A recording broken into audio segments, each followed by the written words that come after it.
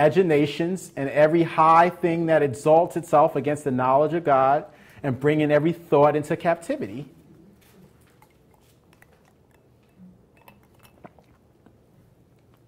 This is why you have to be sensitive.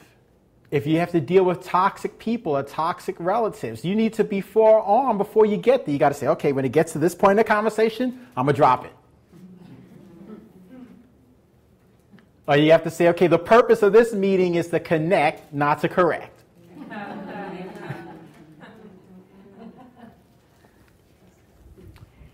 Or this holiday, my sole objective this holiday is to try to understand more about their world. I'm not going to bring it up. I'm not going to bring the money up. I'm not going to bring the incident up. I'm not going to ask for an apology. My sole purpose is to just try to understand their world better. I'm going to come into this interaction not being wed to some specific outcome or something that I need.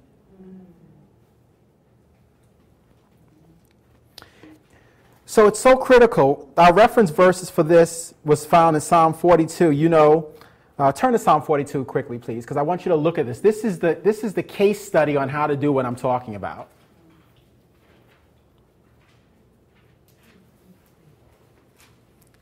Psalm 42.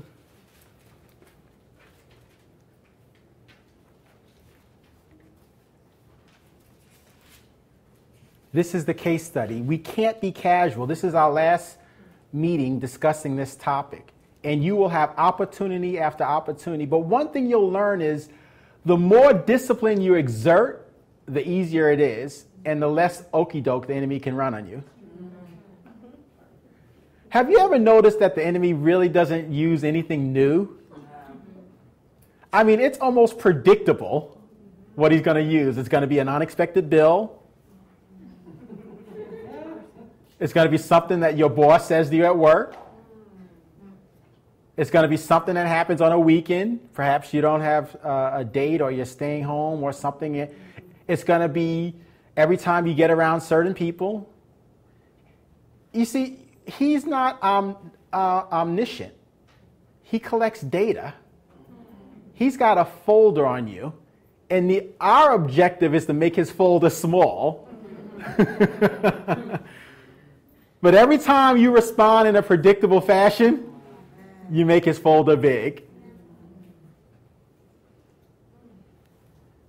That's why it says you wrestle not against flesh and blood, but principalities and spiritual wickedness. It's the same joker, different name. It could be the same boss, different face. And you start to have this nagging feeling of deja vu. Been there, done it, have the t-shirt. So we want to try to not be so predictable to his wiles, to his attack, to his fiery darts. You may have to even verbalize it, talk out loud. Not today, devil, sorry.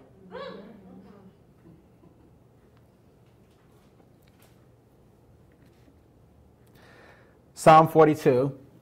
As the deer pants for the water brook, so my soul for you. O God, my soul thirsts for God, for the living God.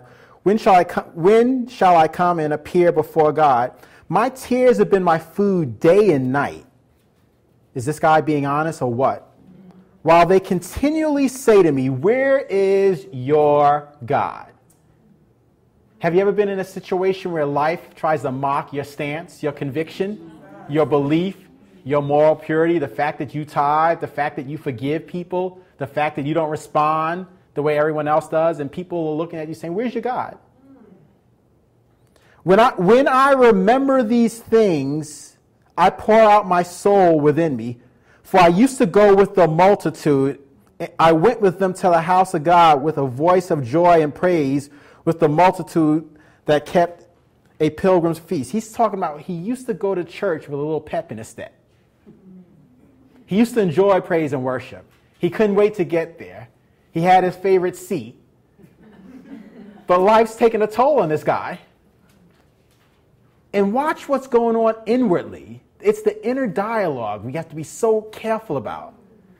It produces victory. If you're Mark 5 and you're the woman with the issue of blood who says, if I just may touch the hem of his garment, I shall be made whole.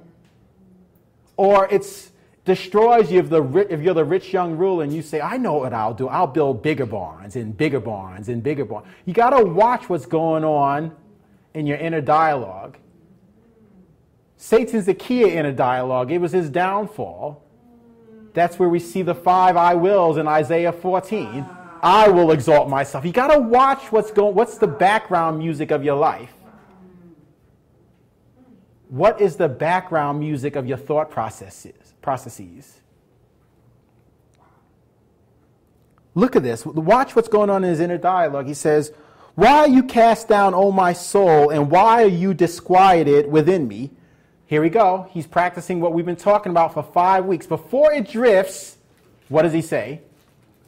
Hope in the God, for I shall yet praise him for his countenance. Then notice, once again, it circles back. Oh my God, my soul, why are you cast down within me? Therefore I will remember you from the land of Jordan and from the heights of Hermon and from the hills of Mizar. Drop down to verse 11. Why are you cast down, O my soul, and why are you disquieted within me? Hope in God, for I shall yet praise him, the help of my countenance.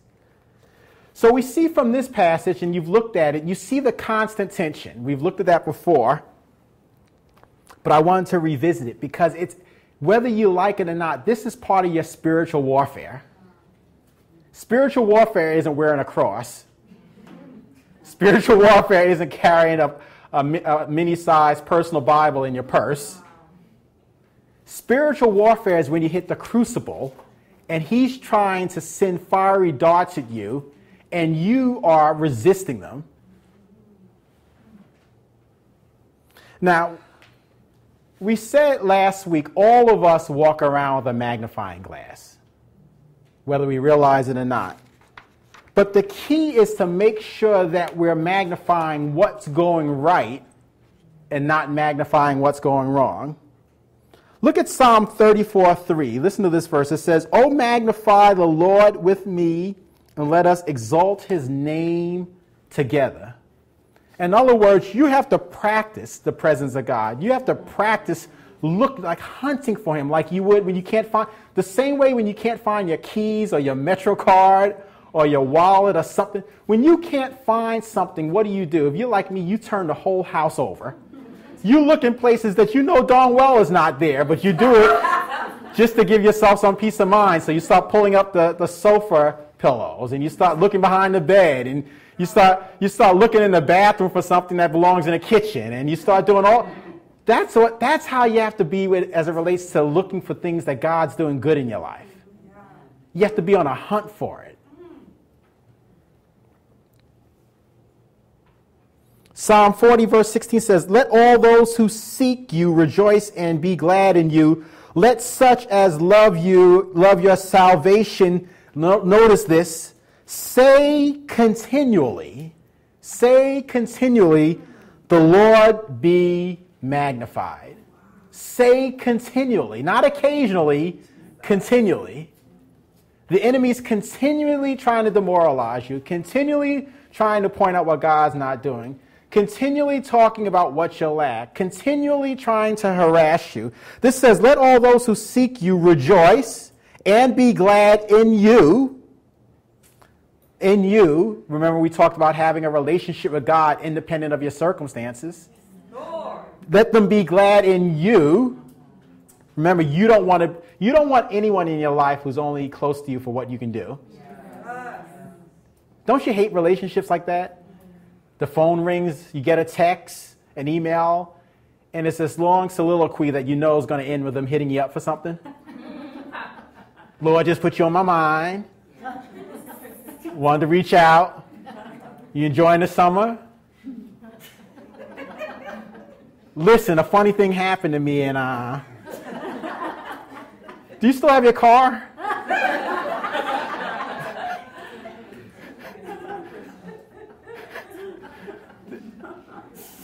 You know it's coming. They're just teeing you up. Listen, I wouldn't normally ask you this, but